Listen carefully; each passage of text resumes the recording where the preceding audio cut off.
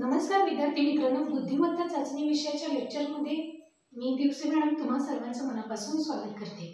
ज्या पद्धतीने अंकगणितात आपण पैकीच्या पैकी मार्क्स मिळवू शकतो, त्याच पद्धतीने बुद्धिमत्ता चाचणी हा देखील विषय सगळ्या स्पर्धा परीक्षांसाठी उपयुक्त असणारा विषय आणि हा सुद्धा विषय आपल्याला पैकीच्या पैकी स्कोअर करून देतो। टोटल आपले स्कोअर गणित आणि बुद्धिमत्ता दोन विषयांमुळे नक्कीच वाढू शकते।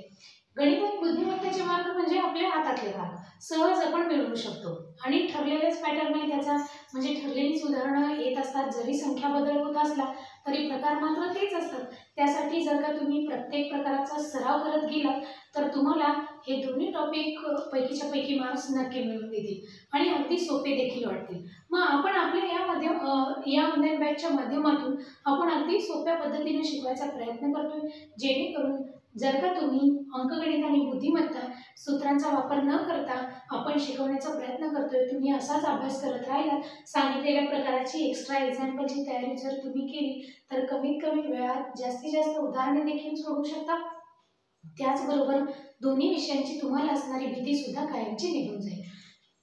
विद्यार्थी मित्रांनो, यामध्ये आपण बुद्धिमत्ता चाचणीबद्दल बऱ्याच मुलांच्या मनामध्ये खूप भीती असते, कारण या विषयाचा आणि आपला बऱ्यापैकी जर का तुम्ही स्कॉलरशिपची एक्झाम दिली असेल तर तिथपर्यंत संबंध आलेला असतो। त्यानंतरच्या इयत्तांमध्ये आपल्याला हा विषय नाहीये आणि अचानक स्पर्धा परीक्षा देताना या विषयाचा समावेश होतो, म्हणून बऱ्याच मुलांना घाबरायला होतं। विद्यार्थी मित्रांनो, हा विषय पण फार सोपा आहे, ते आपण बघितलंय। सुरुवातीचा इंग्रजी अक्षरमाला, संख्यामाला, आकृत्या मोजणे, आता तुम्हाला सुद्धा या विषयाची आवड नक्कीच निर्माण झाली असेल आणि हीच आवड कायम ठेवा, आनंदाने अभ्यास करत राहा, नक्कीच तुम्हाला त्याच्यामध्ये यश मिळून जाईल। टार्गेट विसरू नका, गणित बुद्धिमत्ता पैकीच्या पैकी मार्क आणि मी हे करू शकतो। चला मग याच्यामध्ये आपण बघा, काल आपण जे टॉपिक बघितले त्यामध्ये घड्याळ बघितले, दिशा हा टॉपिक संपलाय, दिनदर्शिका संपलाय। त्यानंतर कालच्या तासिकेमध्ये आपण तर्क आणि अनुमान हे सुरू केलं होतं। मग या तर्क अनुमान टॉपिक मध्ये काल आपण सुरुवातीला काय बघितलं तर वेन आकृत्या बघितल्या। काय बघितलं? वेन आकृत्या कालच्या तासिकेमध्ये बघितल्या। मग आजच्या तासिकेला थोडं बदल करतोय आणि तर्क अनुमानाबद्दलची ज्यादा माहिती घेतोय। बघा, तर्क आणि अनुमान, तर्क अनुमान। काल आपण काय केलं तर जी शाब्दिक माहिती वर्णन दिलं होतं त्याच्यावरून कालच्या तासिकेत आपण आकृत्या काढायला शिकलो, वेन आकृत्या काढायला शिकलो। मग आज काय शिकायचं आहे? तर्क अनुमान मधला पॉइंट बघा, याचे तीन ते चार प्रकार आहेत पुढे कशाचे, तर्क अनुमान टॉपिक मध्ये। मग याच्यामध्ये पहिला जो भाग आपण कालच्या लेक्चर मध्ये कंटिन्यू केला, शाब्दिक माहिती दिली असेल तर त्याच्यापासून आपण आकृती काढली। जाता जाता एक उदाहरण दिलं होतं, चहा, कॉफी आणि पेय। मग काय केलं, चहा आणि कॉफी दोन्ही पण पेय आहेत म्हणून एक वर्तुळ काढून घेतला पेयसाठी। मग याच्यामध्ये चहा एक वेगळा आहे आणि कॉफी वेगळी, अशी आकृती काढायला आपण कालच्या तासिकेला शिकलेलो आहोत। आज आता प्रकार बदललाय, सगळ्यात महत्त्वाचा प्रकार आहे ज्याची भीती खूप मुलांना वाटते आणि 100% कन्फ्युजन करणारा प्रकार आज आपण शिकतोय। त्यामुळे आज जो भाग शिकणार आहे तो पूर्णपणे बघा अगदी व्यवस्थित, कारण कन्फ्यूज करणारा आजचा प्रकार आहे तितकाच महत्त्वाचा देखील आहे। तुम्ही पहिल्यापासून व्यवस्थित लक्ष द्याल तर तुम्हाला तो सोपा जाईल। चला मग नक्की असं महत्त्वाचं काय शिकायचंय आपल्याला, तर आपल्याला आज शिकायचं आहे विधाने आणि अनुमाने। म्हणजे काय आहे विधान आणि अनुमान काय आहे, तर बघा त्यालाच गृहीतक असं सुद्धा म्हटलं जाते। ही विधाने म्हणजे काय, तर तुम्हाला सर्वसाधारणपणे दोन वाक्ये दिली जातील, त्याच्यावरून निघणारी दोन अनुमान दिली जातील आणि खाली चार पर्याय दिले जातात। प्रत्येक स्पर्धा परीक्षेला हा प्रकार असतोच आणि बरीच मुलं यातच कन्फ्यूज होतात। मुळात लवकर उत्तर सुटत नाही म्हणून बरेच जण तो प्रश्न सोडवायला जातही नाही, उगीच वेळ वाया जातो म्हणून प्रश्न सोडून देऊन पुढच्या प्रश्नाकडे वळतात। विद्यार्थी मित्रांनो, हा वेळ लागणारा प्रकार आहे पण फार सोपा आहे। मग आपण काय करूया, सोप्या पद्धतीने मी तुम्हाला आता शिकवणार आहे, भरपूर सराव करूया। जर कठीण वाटत असेल तर शेवटी तरी सोडवायचा। आपलं टार्गेट काय आहे, आउट ऑफ मार्क्स मिळवणे, त्यामुळे तर्क अनुमानचा सुद्धा मार्क गेला नाही पाहिजे। चला मग काय शिकायचंय सांगितलं, इथं आपल्याला दोन विधाने दिली जातात, त्या विधानांबद्दल असणारी दोन अनुमाने, अनुमान समजतंय म्हणजे अनुमान फक्त अंदाजे केलेलं अनुमान। मग ती विधाने बघा सारासर दृष्टिकोनातून मांडलेली दोन विधाने असतात आणि त्याच्यावरती दिलेली अनुमाने। मग त्याचा तार्किकदृष्ट्या विचार करून म्हणजे तिथं लॉजिक लावून आपल्याला निष्कर्ष काढायचा असतो। मग पहिलं अनुमान बरोबर आहे, दुसरा निष्कर्ष बरोबर आहे, अनुमान म्हणजे त्यातून निघणारा निष्कर्ष, पहिला बरोबर आहे दुसरा बरोबर आहे, दोन्ही बरोबर आहेत का दोन्ही चूक आहेत असा प्रकार असतो. अगदी व्यवस्थित आपण शिकणार आहे. त्यासाठी बघा फॉर एक्झाम्पल उदाहरण मी एक तुम्हाला सांगते. प्रश्न दिले असतात, काही प्राणी पक्षी आहे आणि मोर हा प्राणी आहे, मग त्याच्यावरून आधी आकृती काढायची. तिथं पहिला आकडा दिला जातो, काही मोर प्राणी आहे, मोर हे पक्षी नाही. मग कुठला अनुमान बरोबर आहे हे आपल्याला लॉजिक लावून उत्तर काढायचं असतं. टोटली लॉजिकवरती आधारित आहे हे तर्क आणि अनुमान. हे टॉपिकचं नावच आहे आपल्या की तर्क अनुमान म्हणजे लॉजिक आहे याच्यामध्ये. बघूया आता काय. त्यासाठी महत्त्वाचे काही ट्रिक आहेत, आधी तेवढं मी तुम्हाला सांगणार आहे, त्यानंतर मात्र आपण पुढं कंटिन्यू करणार आहोत. बघा विद्यार्थी मित्रांनो, समजा तुम्हाला दिलेल्या विधानांमध्ये सर्व नावाचा शब्द आला, म्हणजे सर्व प्राणी पक्षी आहेत, सर्व कावळे काळे आहेत, सर्व गायी पांढऱ्या आहेत, असे सर्व नावाचा शब्द आला तर एक आकृती काढायची. आता मी तुम्हाला थोडक्यात समजावून सांगते, फार सोपं आहे. प्रत्यक्ष उदाहरणे घेतल्यावर तुम्हाला लगेच जमेल. सर्व शब्द आला की काय करायचं, फॉर एक्झाम्पल ए आणि बी घेऊया. सर्व ए हे बी आहे. सर्व म्हटलं की ए साठी एक वर्तुळ काढायचं. सर्व म्हटलं की एकात एक दोन वर्तुळ येणार. बघा सर्व म्हटलं की एकात एक दोन वर्तुळ, याचा अर्थ ए आणि बी. बघा सर्व ए बी आहेत, सर्व बी ए आहेत का नाही, सर्व बी हे ए नाही. मग आता एक मिनिट नीट लक्ष द्या, हे थोडंसं कन्फ्यूज करणाराच प्रकार आहे. इथं काय आहे, सर्व जर का तुम्हाला दिलेल्या विधानात सर्व नावाचा शब्द आला की तुम्हाला एकात एक दोन वर्तुळ काढायचे. हे तर फायनल झालं. डायग्राम काढताना काय करायचंय, आकृती वेन आकृती काढताना सर्व शब्द आला की एकात एक वर्तुळ येणार, हे फिक्स झालं. लक्षात राहील. याच्यावरनं काय काय अनुमाने आपण काढू शकतो, याचा अर्थ काय या आकृतीचा. तर एक तर मुळात पहिला अर्थ म्हणजे सर्व ए बी आहे, सर्व ए हे काय आहे बी आहे, सर्व ए बी आहे, बरोबर का. म्हणजे सगळे ए चे घटक म्हणजेच बी चे घटक आहेत. समजलं का. हा पुढे बघा, काही बी ए आहेत का काही बी. हा जो भाग आहे हा बी मधला भाग आहे, हा पूर्ण बी आहे, त्यातला एवढा भाग ए पण आहे बी पण आहे. म्हणून याचा अर्थ अजून एक होऊ शकतो, काही बी हे आहेत, काही बी हे आहेत असं सांगितले. बघा सर्व ए बी आहे, काही बी म्हणजे वरून आतमध्ये उतरायचं, काही बी हे ए आहे असं पण अनुमान होऊ शकतं. आणि अजून काय अनुमान याच्यावर होऊ शकतं बघा, काही बी ए आहेत का, काही बी हे ए आहेत असं सांगितलं. मग काही ए बी होत आहेत का, नाही, काही नाही, सर्व ए हे बी आहेत, काही बी ए आहेत असं सांगितलं. आणि अजून एक अनुमान काय दिसते, सर्व बी ए नाही, सर्व बी, बी हा बाहेर आहे ना, सर्व बी हे ए नाहीत. आता मुलांना कन्फ्यूज होईल, ही नकाच वाक्य लक्षात ठेवू. तुम्हाला ज्यावेळेस आपण उदाहरणे घेतोय तेव्हा मी हे समजावून सांगणार आहे. थोडक्यात सांगते, जर का प्रश्नामध्ये सर्व शब्द दिसला तर एकात एक दोन वर्तुळ काढून टाका. समजलंय का. सर्व ए बी आहे, एकात एक दोन वर्तुळ काढली. याचाच अजून अर्थ काय होतोय, सर्व ए म्हणजे ए मध्ये जेवढे घटक आहेत ते बी चे पण घटक आहेत, आणि काही बी कुठे आहेत ए मध्ये आहेत. सर्व बी ए आहेत का, नाही, सर्व बी, बी हा मोठा भाग आहे, सर्व बी ए येतील का, मग नाही येणार. एक काम करा, सर्व शब्द आला की एकात एक दोन वर्तुळे. इतकं लक्षात राहील का लॉजिक आपल्या. बर पुढे चला.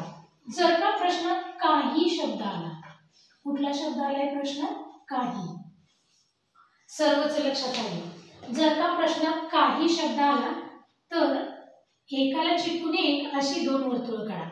काय सांगितलं बघा, काही शब्द आला तर एकाला चिटकून एक अशी दोन वर्तुळ. याचा अर्थ काय, समजा हे ए आणि हे बी आहे, याचा अर्थ काय होतो बघा, पहिले यातून काय अनुमान निघतं, काही ए बी आहे, काही ए बी आहे. चला आहेत का काही ए म्हणजे बी, बघा बरं इथला जो भाग आहे एचा, हे काय कॉमन आहे का दोन्ही मध्ये, म्हणजे काही ए बी आहे. तसंच काही बी ए आहे का कॉमन भाग आलेला, हो. याच्यावरून अजून एक अनुमान निघतं, काही बी हे आहेत. चला आहेत एकमेकांचे भाग, पण सर्व ए बी नाहीत. आहेत का सर्व ए बी, नाही, सर्व ए हे बी नाही आहेत. सर्व म्हटलं की एकात एक वर्तुळ, सर्व ए बी नाही आणि सर्व बी हे नाही. बघा सर्व ए हे बी नाहीत, आणि सर्व बी हे नाही. समजतंय का त्या आकृतीचा अर्थ काय होतोय ते? नाही समजलं तरी नाही टेन्शन घ्यायचं. प्रत्यक्ष उदाहरणात इतकी वाक्य नाही लिहावं लागत. मी सोप्या पद्धतीने सांगणार आहे तुम्हाला. फक्त एक काम करायचं, सर्व शब्द आला की एकात एक वर्तुळ, काही शब्द आला की दोन वर्तुळ फक्त एकमेकांना टच करून जाणारी, थोडा भाग एकमेकात आला पाहिजे. येते का ध्यानात? बघा, काही म्हटलं की काय करायचंय, अशी दोन वर्तुळ काढायची. एवढा भाग लक्षात ठेवा. पुढे बघा, जर का प्रश्नांमध्ये एकही नाही शब्द आला, चला प्रश्नामध्ये काय शब्द आला? एकही नाही. सोपं आहे, उदाहरण घेतल्यावर कळेल तुम्हाला आणि आपण भरपूर सराव देखील याचा देणार आहोत. प्रश्नामध्ये एकही नाही शब्द आला तर मात्र तुम्हाला दोन्ही वर्तुळ वेगळे वेगळे काढायचे, त्यांचा परस्परांशी काहीही संबंध नाही. एकही नाही आला तर दोन वर्तुळ वेगळी काढा. समजा हे ए वर्तुळ आहे आणि हे बी आहे, म्हणजे याच्यातून अनुमान काय निघणार? ए हे बी नाहीत, आहेत का? नाही, सेपरेट आहेत. हे बी नाही आणि बी हे ए नाही. काही प्रमाणात तर आहेत का? अजिबात नाही. दोन्ही घटक पूर्ण वेगळे, ए बी नाहीत आणि बी ए नाही. म्हणजे मला यातून काय सांगायचंय विद्यार्थी मित्रांनो, तुम्हाला अशी वाक्य येतील, ही जी वाक्य मी खाली लिहून दिली तुम्हाला अशी वाक्य येतील. मग या वाक्यावरून तुम्हाला आधी वेन आकृती काढायची. वेन आकृतीवरून तुम्हाला जे काही खाली 3-4 वाक्य दिली जातील ती वाक्य तुम्हाला त्याच्यावरून निष्कर्ष काढायचे, म्हणजे अनुमान काढायचे. जर का दिलेल्या प्रश्नात सर्व असा शब्द आला, एकात एक दोन वर्तुळ काढा. दिलेल्या प्रश्नात काही शब्द आला तर एकमेकांना जोडणारी वर्तुळे काढा. आणि दिलेल्या प्रश्नात एकही नाही शब्द आला तर दोन सुट्टी सेपरेट वर्तुळे आपल्याला काढायची आहेत. मग त्याच्यावरून काय ही वाक्य वगैरे अगदी सोप्या पद्धतीने मी तुम्हाला समजावून सांगणार आहे. सोपाच भाग आहे, अवघड असा नाही. बघा, एकात एक दोन वर्तुळ आली म्हणजे सर्व ए कोण आहे? बी आहे. सर्व ए बी आहे, पण सर्व बी ए नाही आहेत. बरोबर, शांतपणाने विचार करायचा. इथं बघा, ज्यावेळेस तर्कानुमानचा क्वेश्चन परीक्षा येतो आणि आपण तो वाचत असतो, आपले 100% लक्ष त्या प्रश्नपत्रिकेत आणि प्रश्नावरच पाहिजे. जर तुम्ही ओझरता वाचायला गेला त्याचा अर्थ समजणार नाही. कन्फ्यूज करणारे ऑप्शन असतात, त्यातून दिलेले अनुमान सुद्धा समजणं खूप गरजेचे आहे. खरी कसोटी याच टॉपिक मध्ये आहे, तर्क आणि अनुमान. बघा, मग बुद्धिमत्तेला चालना देणारा टॉपिक काय सांगितलंय? सर्व ए हे बी आहे, पण सर्व बी ए नाही. काही बी ए आहेत, काही बी ए आहेत आणि काही ए बी नाही आहेत. सगळेच ए बी आहेत. बरोबर का? आता इथं बघा, इथं काय केलंय? काही शब्द आले, ए आणि बी. काही ए बी आहे, बरोबर का? म्हणून अशी आकृती काढली. काही बी ए आहेत, बरोबर का? काही ए बी आहेत, काही बी ए आहेत. सर्व ए बी नाही आहेत. सर्व आहेत का? नाही. सर्व म्हटलं की एकात एक वर्तुळ. सर्व बी ए नाही, सर्व ए बी नाही. आणि इकडं तर एकही नाही येते, एकही नाही. एकही ए बी नाहीये आणि एकही बी ए नाहीये. समजलंय का सर्वांना? हे समजतंय का? बघा, चला मग प्रत्यक्ष उदाहरण घेऊया, कन्फ्यूज होऊ नका. 3 पॉइंट लक्षात ठेवा. सर्व म्हटलं की एकात एक वर्तुळ काढा, काही म्हटलं की अशा पद्धतीचं वर्तुळ काढा आणि एकही नाही म्हटलं की दोन वेगळे वेगळे वर्तुळ काढा. आता हे कोण म्हणणार? सर्व, एकही नाही, काही. मित्रांनो, प्रश्नातल्या वाक्यात येत असतं ते. बघा, सर्व शब्द आला की दोन वर्तुळ एकात एक काढायचे. आता नेहमीप्रमाणे आपण उदाहरणे बघणार आहे. सुरुवातीला सोपी परत भरपूर अवघड उदाहरणे आपण करून घेऊया. चला, सगळ्यात महत्त्वाचा टॉपिक आहे हा. चला, हा टॉपिक ज्याला जमला त्याचा एकही मार्क जाणार नाही. बरेच विद्यार्थी याच प्रश्नामध्ये चुकतात, कारण बरेच जण सोडून देखील देतात क्वेश्चन हा. तर काहीच अवघड नाही याच्यामध्ये. बघा, प्रत्यक्ष उदाहरण घेऊया. प्रत्यक्ष उदाहरणात पण काय असतं याच्यामध्ये, तर तुम्हाला विधाने दिली जातात. टायटलच दिलेलं असतं. उदाहरणे देताना बघा कसं दिलं जाते. पहिल्यांदा लिहिली जातात विधाने. विधाने दिलेली असतात. याच्यामधलं पहिलं विधान घ्या, पहिलं उदाहरण घ्या. सर्व मोती हिरे आहेत. बघा, मी सोपं शिकवते, टेन्शन घेऊ नका. सर्व मोती, सोपंच उदाहरण पहिल्यांदा घेतले. सर्व मोती हिरे आहेत. बरं, हे झालं आपलं पहिलं उदाहरण. दिसतंय सर्वांना व्यवस्थित? ओके. दुसरं विधान घ्या. प्रश्नच आहे हा. एकही हिरा माणिक नाही.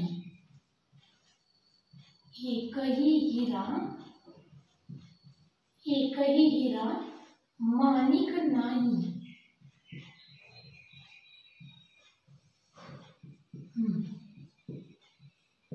ही झाली विधाने. अशी 2 विधाने दिली जातात. आता प्रश्नामध्येच 2 अनुमाने दिली जातात. अनुमाने म्हणजे त्यातून त्यांनी काढलेले एक अनुमान, तर्क करून काढलेले अनुमाने. बऱ्यापैकी रोमन अंकांमध्येच सुरुवात केली असते, पर्याय पण असेच अंक येतात. याच्यातून त्यांनी काढलेलं पहिलं अनुमान आपल्याला खरं आहे का खोटं आहे फक्त सांगायचं. त्यांनी 2 विधाने दिले, त्याच्यावरून 2 अनुमान काढतायत, फक्त खरं आहे का खोटं आहे आपल्याला सांगायचंय. पहिलं अनुमान बघा, एकही मोती माणिक नाही.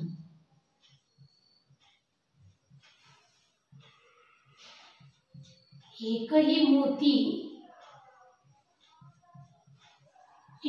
मोती माणिक नाही.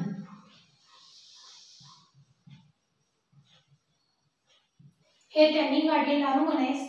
सत्य आहे का फक्त सांगायचंय. दुसरं अनुमान घ्या, काही माणिक मोती आहेत. काही माणिक, जरा पहिल्या प्रश्नाला कन्फ्यूज होईल, घाबरायचं नाही, वेळ लागू द्या, पण समजून घ्या. काही माणिक मोती आहे. पुन्हा पुन्हा सराव सुरू झाला की तुम्ही माझ्या अगोदर उदाहरणे सोडवा, इतकी गॅरंटी नक्की आहे. चला, प्रश्न असा दिला जातो, 2 विधाने, त्यांच्याशी संबंधित 2 अनुमाने, पहिलं आणि दुसरं अनुमान. मग विद्यार्थी मित्रांनो, याच्यासाठी आपल्याला 4 पर्याय दिलेले असतात. मग याच्यामधला पर्याय क्रमांक 1 असतो. पर्याय क्रमांक 1 असतो अनुमान 1 सत्य. बघा काय, फक्त अनुमान 1 सत्य, फक्त अनुमान 1 सत्य. दुसरा पर्याय असतो फक्त अनुमान 2 सत्य. म्हणजे दुसरं वाक्य जे तुम्ही तयार केले ते सत्य आहे.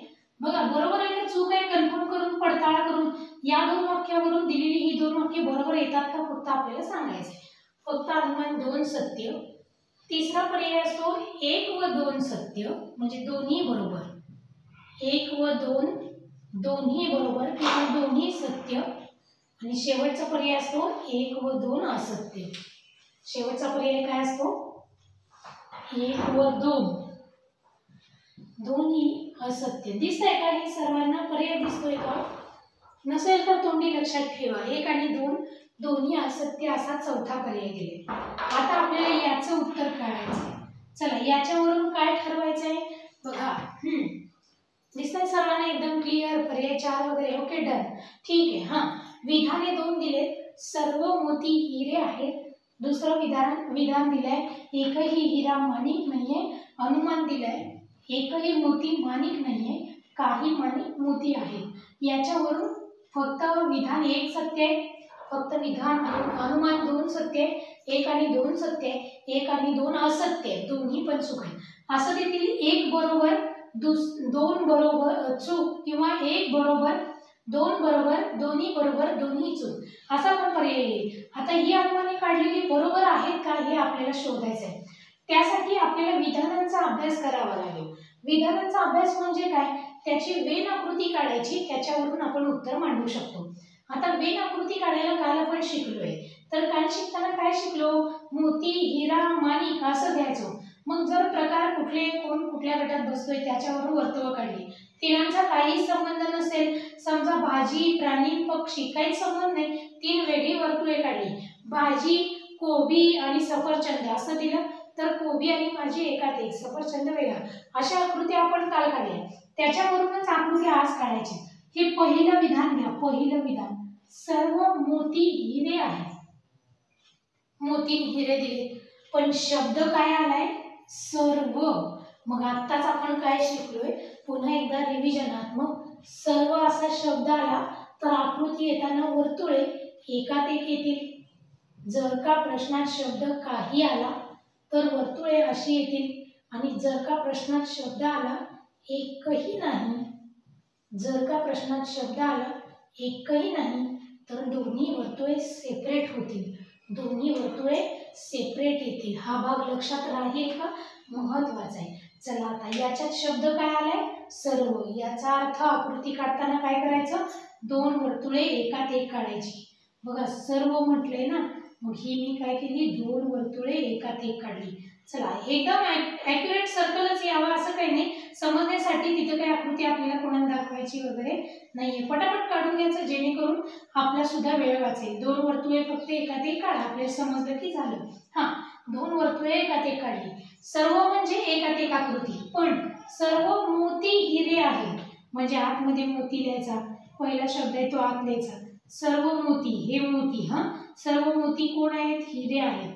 सर्व मोती हिरे आहेत. झालं का? बरोबर. बघा याचा अर्थ फक्त आहे सर्व मोती हिरे आहेत म्हणजे हिऱ्याच्या आतमधला पूर्ण भाग म्हणजे जेवढे काही मोती असतील ते सगळे कोण आहेत? हिरे आहेत. झालं का? एक पहिल्याची आकृती तयार झाली. दुसरी बघा, एकही हिरा माणिक नाहीये. आता काय सांगितले? हिरा आणि माणिक दोन शब्द आले. एकही नाही आलं तर दोन वेगळी वर्तुळे. हिऱ्याचं वर्तुळ वेगळं, माणिकचं वर्तुळ वेगळं. इथं हिऱ्याचं ऑलरेडी तयार झाले, आपण वेगळे अजून एक वर्तुळ काढूया. हे कोण आहे? माणिक आहे. समजलं का? पुन्हा एकदा नीट समजावून सांगते. भरपूर उदाहरणं घेऊया, टेन्शन नका घेऊ. सर्व मोती हिरे आहेत म्हणजे सर्व म्हटलं की एकात एक आकृती. हा मोती, हा हिरा, पण एकही हिरा माणिक नाहीये. हिरा आणि माणिकची वर्तुळ वेगळी झाली पाहिजेत, कारण एकही शब्द नाही, एकही नाही शब्द आला की दोन वेगळी वर्तुळे काढतो. मग हे हिराचं वर्तुळ आहे, आपण माणिकचं वेगळं वर्तुळ काढलं. आता याच्यावरून या दोन्ही अनुमानांचा आता अभ्यास करायचा आणि कुठलं अनुमान सत्य आहे ते आपल्याला सांगायचंय. यात पहिलं काय दिलंय? एकही मोती माणिक नाही. चला मोतीकडे या. मोती माणिक मध्ये आलाय का? नाही, लावला माहिती. एकही मोती माणिक नाही. बरोबर आहे का हे वाक्य? ओके, एकदम करेक्ट आहे. एकही मोती माणिक नाही, तिथंच टिक करायचं. बघा मोती हिरे आहेत पण माणिक आहेत का? नाही, माणिकचं वर्तुळ लांब आहे, मग एकही मोती माणिक नाही. आता बघा, काही माणिक मोती आहेत. काही माणिक मोती असतील का? काही म्हटलं की आकृती जोडून आली पाहिजे होती. आली आहे का? नाही आली. मग काही माणिक मोती आहेत. आहेत का काही माणिक मोती? नाही, माणिक हे एकटेच आहेत, मोती नाही आहेत ते. म्हणजे याच्यातलं पहिलं वाक्य बरोबर आहे आणि दुसरं वाक्य काय झालंय? चुकलंय ना. पहिलंच अनुमान बरोबर आहे, दुसरं अनुमान चुकीचं आहे. इकडे बघा ना, दुसरं काय दिलं होतं? काही माणिक मोती. काही म्हटलं की आपलं ठरलंय ना हो. काही म्हटलं की एकात एक वर्तुळ आला पाहिजे. आलाय का इथं? माणिक आणि मोतीचं वर्तुळ एकात एक आलाय का? काही माणिक मोती हे वाक्य जर खरं ठरायचं असेल तर इकडं मोती इकडं माणिक असं यायला पाहिजे होतं, पण ते आले का? आपल्याला नाही आलं. म्हणजे हे वाक्य दिले त्यांनी चुकीचं दिले, हे वाक्य बरोबर दिले. मग पर्याय एक बरोबर आहे, दोन बरोबर आहे, दोन्ही बरोबर आहे का दोन्ही वाक्य चुकीचे आहेत? तर पहिलंच वाक्य बरोबर आहे. म्हणजे आपलं उत्तर काय आलं? पर्याय क्रमांक 1. आपलं उत्तर काय आलं? पर्याय 1. फक्त अनुमान पर्याय 1 उत्तर आलं ना, फक्त अनुमान 1 सत्य आहे. समजलं का? झालं, एवढाच प्रश्न होता. अशा पद्धतीने आपल्या या प्रश्नाचं उत्तर संपलेलं आहे. आता विद्यार्थी मित्रांनो, खरी कसोटी काय आहे? विधान नीट वाचणे आणि त्याची वेणाकृती तयार करणे. ज्याला वेणाकृती तयार करायला जमली त्यांची अनुमान सुद्धा बरोबर लगेच जमतात. अनुमान काढायला पुन्हा फार सोपं आहे. चला मग जायचं का नवीन उदाहरणाकडे? थोडं थोडं कळल्यासारखं वाटतंय का मित्रांनो? चला मग एकदा बघून घ्या उदाहरण आणि एकदा व्यवस्थित मन लावून वाचायचं, लगेच समजतंय. सर्व म्हटलं की एकात एक वर्तुळ, काही म्हटलं की दोन वर्तुळ चिटकून, एकही नाही म्हटलं की दोन वर्तुळ वेगळे.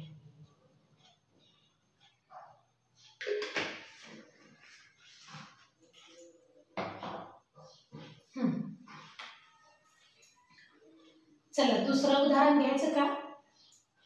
पर्याय कॉमनच राहतात, आपण पर्याय तेच ठेवूया, उगीच लिहायला वेळ नको घालवायला. विधाने अनुमाने बदलून घेऊ, पर्याय तेच असतात शक्य. अवघड पण येणार आहे, जिथं 5-5 विधाने अनुमाने 3-3, 4-4 अनुमान काढले जातात ते पण आपण बघणार. हे पण राहू दे बाजूला, म्हणजे आपल्याला मदत होईल त्याची पण. हळूहळू समजेल. काही जणांना आत्ता कळलं नसेल, 1-2 उदाहरणं झाली की परफेक्ट लक्षात राहील. चला त्यासाठी घेऊया पुढचं उदाहरण.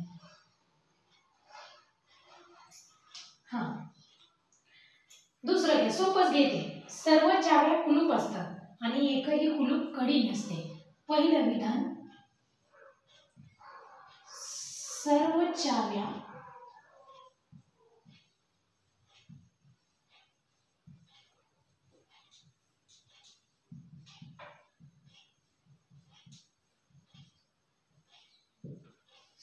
चाव्या कुलूप असतात. दुसरं घ्या, एकही कुलूप कडी नसते.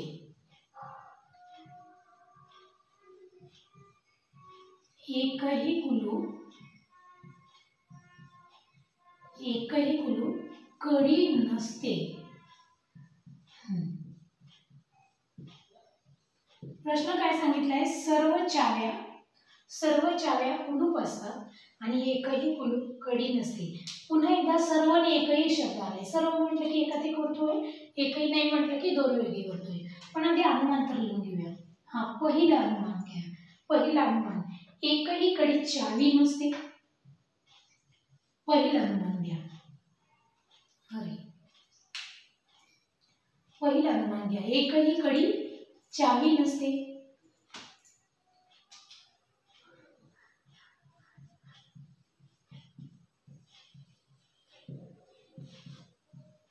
एकही कडी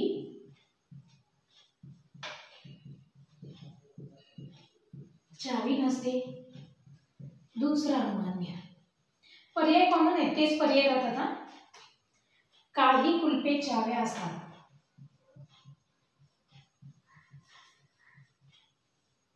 काही कुलूपे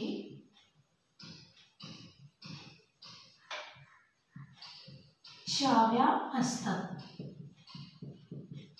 चला आता डायग्राम जमते का तुम्हाला? जमलीच पाहिजे. चला प्रश्न विधान जे दिले त्याच्यावरून आधी आपण आकृती काढून घेऊ. सर्व चाव्या कुलूप असतात असं विधान दिले. सर्व चाव्या कोण आहे?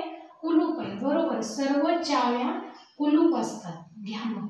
सर्व म्हटलं की आपलं ठरलेलं एकात एक दोन वर्तुळे. बरोबर. पण इथं काय बघा, एकात एक दोन वर्तुळे काढली. काय एकात एक वर्तुळे काढली? तर सर्व शब्द आलाय का? सर्व शब्द हे काढतोय आपण. सर्व चाव्या कुलूप असतात. सर्व आले. पहिला शब्द आलाय चाव्या, म्हणून आतल्या वर्तुळात चाव्या नाव टाकून घ्या. सर्व चाव्या कोण आहे? कुलूप आहे. इकडे कुलूप नाव टाकून घ्या. सर्व चाव्या कुलूप असतात. पुढे, एकही कुलूप कडी नाहीये, म्हणजे कुलूप आणि कडीचं वर्तुळ कसं वेगळं झालं पाहिजे. कुलपाचं इथं आहे, कडीचं बाजूला काढूया वेगळं एकटं. एकही म्हटलंय म्हणजे दोन वेगळी वर्तुळे. ऑलरेडी कुलूपचं वर्तुळ काढून झालंय, कडीचं वर्तुळ सेपरेट काढलंय. समजलं का? एकही कुलूप कडी नसते असं सांगितलंय. बरं चला, आता आलेली अनुमाने आकृती फिक्स झाली आपली. कळलं का? सर्व चाव्या कुलूप आहेत, एकही कुलूप कडी नाही, म्हणून ते वेगळं. एकही सर्व दोन शब्द लक्षात ठेवायचे. पहिला अनुमान, एकही कडी चावी नसते. बघा बरं, कडी इकडे आहे, कडी इकडे, चावी इकडे, दोन वेगळे वर्तुळ. ओके, म्हणजे एकही नाही शब्द आला पाहिजे. आलाय का? एकही कडी चावी नाही, म्हणजे हे कसं आहे? चावीचं वर्तुळ वेगळं आहे, कडीचं वर्तुळ वेगळं आहे. म्हणजे एकही कडी चावी नाही, एकही चावी कडी नाही. म्हणजे दिलेलं पहिलं वाक्य कसं आहे? हो, एकदम करेक्ट, सत्य आहे त्यांनी दिलेलं वाक्य. एकही कडी चावी नाही आहे. पुढं, काही कुलूप चाव्या असतात. चला बरं, आता मला सांगा, जे आतमध्ये लिहिलंय ना त्याला सर्व शब्द जोडून येतो, म्हणजे सर्व चाव्या कुलूप आहेत असं येतं. कारण चावी आत आहे ना, म्हणून सर्व चाव्या कुलूप आहेत. बघा विद्यार्थी मित्रांनो, लक्ष ठेवा, एकात एक दोन वर्तुळ असतील तर आतून बाहेर जाताना सर्व शब्द घ्यायचा. आतून बाहेर जाताना सर्व. याचा अर्थ काय? इथं आतल्या वर्तुळात काय आहेत? चाव्या आहेत. बाहेरच्या वर्तुळात काय आहेत? कुलूप आहेत. मग सर्व चाव्या कुलूप आहेत. बघा, सर्व चाव्या कुलूप आहेत. आतून बाहेर जाताना सर्व शब्द ध्यानात घ्यायचा, पण बाहेरून आत येताना काही शब्द ध्यानात घ्यायचा. चला, बाहेरून आत येताना शब्द कुठला? काही. काही म्हणजे बाहेरची जी वस्तू आहे ती काही प्रमाणात आतल्या पटेल. बघा, याच्यात लक्ष द्या, आतून बाहेर चाललोय, आतून बाहेर, तर सर्व शब्द जोडा. सर्व चाव्या कुलूप आहेत. जर तुम्ही बाहेरून आत आला तर काही शब्द जोडावा लागतो. काही कुलूप चाव्या आहेत, म्हणजे दुसरा अनुमान बरोबर आहे का? मग हो, 100% बरोबर आहे. काही कुलूप चाव्या असतात, हे पण बरोबर. म्हणजे पर्याय क्रमांक, आपलं उत्तर कुठलं येणार? दोन्ही अनुमाने बरोबर आली. पहिला पर्याय, पहिला अनुमान बरोबर, दुसरं बरोबर. तिसरा पर्याय का दोन्ही बरोबर, म्हणजे आपलं उत्तर काय आलं? पर्याय क्रमांक 3, 1 आणि 2 दोन्ही बरोबर. समजतंय का सर्वांना? समजतंय का? बघा मी पुन्हा एकदा समजवायचा प्रयत्न करते. एकात एक जर का 2 वर्तुळ काढली, सर्व शब्द जोडायचा वरचा बाण, म्हणजे आतले घटक सर्व बाहेरचे असतात आणि बाहेरच्या वर्तुळातनं जर का आतलं दिलं तर इथं कुठला शब्द जोडायचा? काही. बघा मग आतल्या वर्तुळात चाव्या होत्या, बाहेरच्या वर्तुळात कुलूप. सर्व चाव्या कुलूप आहे, बाहेरून आत येताना काही कुलूप चाव्या आहे. लक्षात राहील मित्रांनो? सोपं वाटतंय का? चला अजून घ्यायचं का मग लगेच पुढचं उदाहरण? आता हळूहळू अवघड तर घेणारच आहे आपण, भरपूर घेणार आहे उदाहरणे. घ्या, महत्वाचाच टॉपिक आहे हा. आणि सगळ्या स्पर्धा परीक्षांना असतो, असं काही नाही की फक्त पोलीस भरतीलाच येतोय. ST आयला आहे, PS आयला आहे, राज्यसेवेला आहे, कुठलीही स्पर्धा परीक्षा घ्या, बुद्धिमत्ता म्हटलं की तर्क अनुमान विधान यावेच. अरे पर्याय नव्हते ना पुसायचे, डबल द्यावे लागतील. ठीक आहे, असो.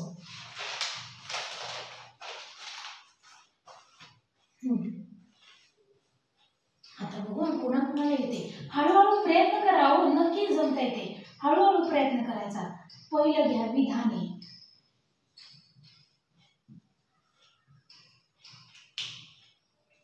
एकही चिमणी कावळा नसते. आता पहिल्यांदा एकही आलं, ते लक्षात ठेवलं का? विशेष कटो सोप आहे. एकही चिमणी कावळा नसते.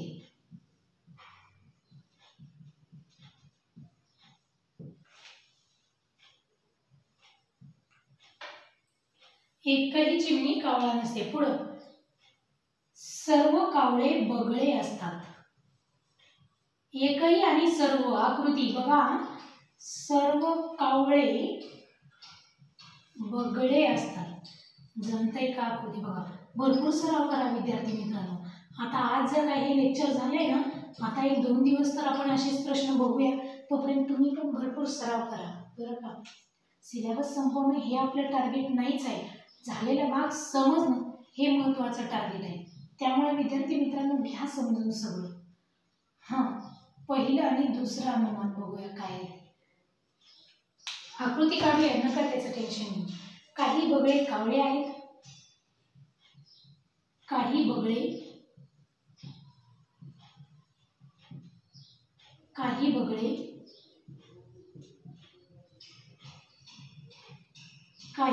कावळे आहेत. दुसरं घ्या, एकही बगळा चिमणी नसते. दुसरं घ्या, एकही बगळा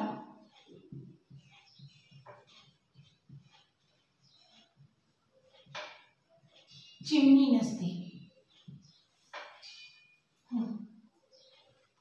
चला आता हे चुकून पर्याय डबल द्यावे लागणार आहेत, मग अशी गरज झाली ना, सोडलेली. चला पर्याय तेच येतो. अनुमान 1 फक्त 1 सत्य, फक्त अनुमान 1 बरोबर. बरोबर सत्य असत्य हे शब्द येतच राहतील. दुसरा पर्याय घ्या, फक्त 2 बरोबर.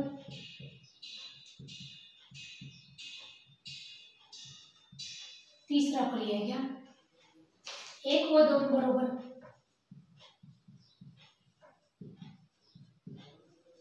एक व दोन दोन्ही बरोबर. आणि चौथा पर्याय घ्या, 1 व 2 दोन्ही चूक. 1 व 2 दोन्ही चूक. हे झाले आपले 4 पर्याय. सत्य असत्य चूक बरोबर हे येत राहील. चला आकृती काढायची का? बरेच जण काढून सुद्धा बसले असतील, तसे फार हुशार आहेत आपले विद्यार्थी. सोपं आहे हो, काही नाही याच्यात अवघड. चला एकही चिमणी कावळा नसते. चला एकही नाही म्हटलं की 2 वेगळी वर्तुळे, 1 चिमणी 1 कावळा शब्द दिलाय. ठीक आहे, चला चिमणी आणि इथं कावळा, 2 वर्तुळ काढली, थोडीशी लहान करते. एकही चिमणी कावळा नाही, म्हणजे 2 वेगळी वर्तुळे, एकामध्ये चिमणी एकामध्ये कावळा. एकही चिमणी कावळा नाही. झालं का? पहिली आकृती झाली. आता खाली या. सर्व कावळे, सर्व आली की एकात एक वर्तुळ आली. सर्व आली की एकात एक वर्तुळ. सर्व कावळे बगळे असतात. हे बघा इथं कावळे, हे सर्व कावळे, कावळ्याला सर्व आले ना, म्हणजे याच्या बाहेर अजून एक वर्तुळ काढावं लागणार. एकात एक येते ना. सर्व कावळे बगळे. कळलं का? सोपी तर आकृती. सर्व कावळे बगळे आहेत. आलं का? सर्व कावळे बगळे. आणि चिमणी कावळा नाहीये म्हणून हे वेगळं झालं. समजली का आकृती? बऱ्याच जणांनी स्वतःहून काढली देखील असेल. चला मग पुन्हा एकदा सांगते. एकही चिमणी कावळा नाहीये, सर्व कावळे बगळे आहेत. झालं मग. आता बघा मी मगाशी पण सांगितले, एकात एक वर्तुळे झाली तर आपल्या नावापासून बाहेरच्या नावाकडे चालला तर सर्व शब्द जोडून येणार. सर्व कावळे बगळे आहेत. बाहेर ना आत अगर सर्व बगळे कावळे येते का? नाही. बाहेर ना आत येताना काही शब्द जोडा. काही बगळे कावळे आहेत. पहिलंच दिले का विधान? काही बगळे कावळे आहेत. मग वाक्य बरोबर आहे का? आतून बाहेरून आत येतोय. काही बगळे कावळे आहेत. हे बरोबर येणार. काही बगळे कावळे आहेत. विधान कसं झालं? बरोबर. पुढे एकही बगळा चिमणी नसते. चला मग बगळा आणि चिमणीचा काही समसंबंध आलाय का? बगळ्याचं वर्तुळ इकडे आहे, चिमणीचं वर्तुळ इकडे आहे. दोन वेगळी वर्तुळे. बगळ्याचं वर्तुळ वेगळं, चिमणीचं वेगळं. दोन वेगळी वर्तुळे म्हणजे एकही नाही. म्हणजे एकही बगळा चिमणी नाही, एकही चिमणी बगळा नाही. एकही बगळा चिमणी नसते. म्हणजे हे पण वाक्य कसं आलं? बरोबर आलं. म्हणजे आपलं उत्तर काय येणार मग? दोन्ही बरोबर. म्हणजे पर्याय क्रमांक 30. दोन्ही पण कसे आले? सत्य आले. आता जरा समजू लागले की नाही? मगापेक्षा थोडं फास्ट झालं आहे ना? बरोबर आहे का? आता चला पुढचं घ्या. आता पर्याय तेच ठेवायचे. हे बनवूया. अजून एक उदाहरण फास्ट घेऊ. घ्या. समजतंय का? सर्वांना समजतंय का? बघा मी आधीही सांगितलंय, जो भाग म्हणजे जो टॉपिक आजपर्यंत कधी समजला नाही तो नक्की तुम्हाला समजेल. समजून देण्याची 100% जबाबदारी माझी आहे. आणि तसं काही असेल, समजत असेल तर सांगत पण चला. समजलंय नाही समजले. विधान 1 आणि विधान 2. नवीन उदाहरण घ्या. सर्व कुत्रे मांजरे आहेत आणि सर्व मांजरे गायी आहेत. घ्या उदाहरण. सर्व शब्दाला सर्व कुत्रे. आता बऱ्याच मुलांना वाटेल काहींची आकृती एकदा पण नाही. अजून खूप उदाहरणे आपण घेणार आहे. सर्व कुत्रे मांजरे आहेत. सर्व कुत्रे मांजरे आहेत. पुढे दिले सर्व मांजरे गायी आहेत.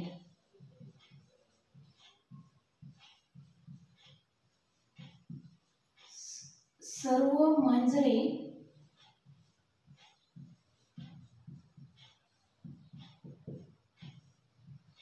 गायी आहेत. बघा सर्व कुत्रे मांजरे आहेत, सर्व मांजरे गायी आहेत. अनुमान घ्या. याच्यासाठी पहिलं अनुमान लगेच आकृती काढायची सोप आहे. सर्व म्हटले की एकात एक वर्तुळ येणार. पहिलं अनुमान सर्व कुत्रे गायी आहेत. पहिलं अनुमान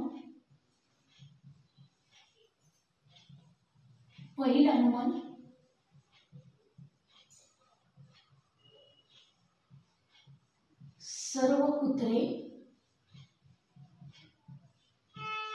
गायी आहेत. हे झालं पहिलं अनुमान. सर्व कुत्रे गायी आहेत. दुसरं द्या काही कुत्रे गायी नाहीत. दुसरं द्या काही कुत्रे गायी नाहीत. आकृती तर काढूया, मग अनुमानाकडे वळूया. काय सांगितले? सर्व कुत्रे मांजरे आहेत. सर्व म्हटलं की एकात एक वर्तुळ आलं का?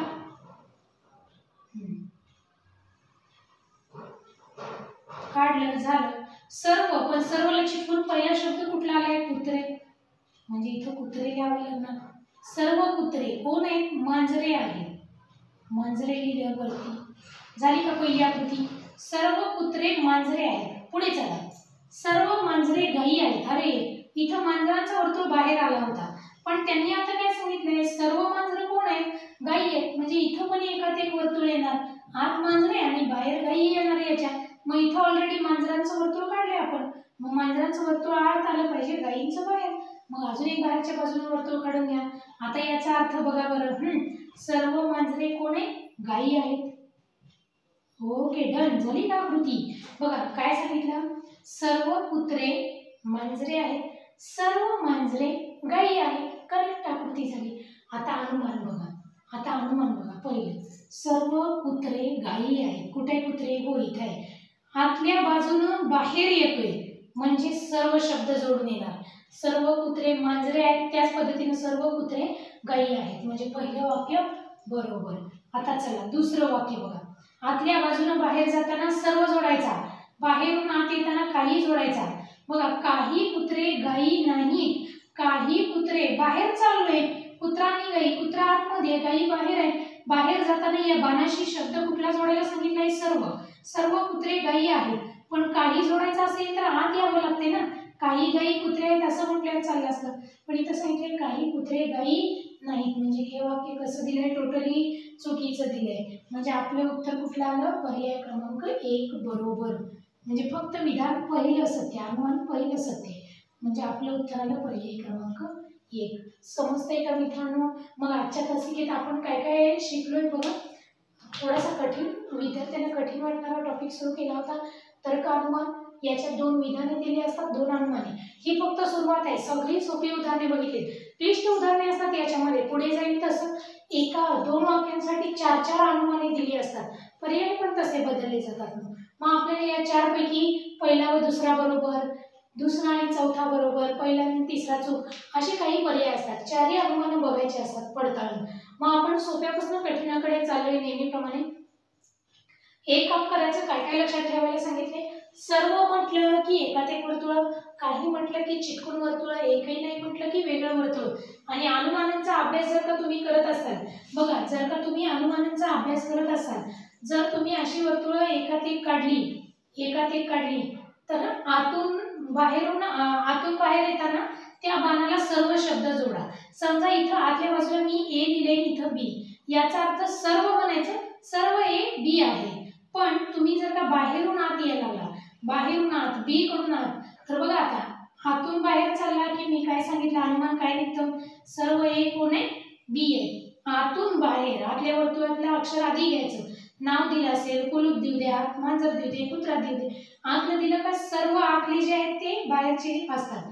आणि जर तुम्ही वर्तुळात बाहेरून आत यायला लागला तर त्याला काही शब्द जोडून येतो. काही बाहेरच्या वर्तुळात कोण आहे? बी. काही बी हे आहे. समजते का? हे ज्याला कळलं त्याला प्रत्येक उदाहरण सुटेल, कुठलंच अनुमान इथं कन्फ्यूज होणार नाही. इतकं फक्त समजून घ्या. चला मग विद्यार्थी मित्रांनो, अशा पद्धतीनं सर्व काही एकही नाही हा प्रकार आपण शिकतोय. आणखी उद्याच्या तासिकेपासून आपल्याला भरपूर अवघड उदाहरणे शिकायचे. याची चिंता तुम्ही अजिबात करायची नाही. सगळे प्रकार आपण शिकूया. कसं वाटलं आजचं लेक्चर विद्यार्थी मित्रांनो? अवघड वाटणारा टॉपिक थोडा तरी सोपा वाटू लागलाय का? आणि सोपा वाटू लागला असेल तर कमेंट करून नक्कीच सांगा. अजूनही तुम्हाला उद्यापासून भरपूर उदाहरणे आपण घेणार आहोत. तुमच्या कमेंटमुळे आमचा देखील उत्साह वाढत जातोय. चला मग विद्यार्थी मित्रांनो, आजच्या पुरतं मी इथंच थांबते. तुम्हा सर्वांना अभ्यासासाठी माझ्याकडून आणि आमच्या सगळ्या टीमकडून खूप साऱ्या शुभेच्छा. धन्यवाद. जय हिंद, जय महाराष्ट्र.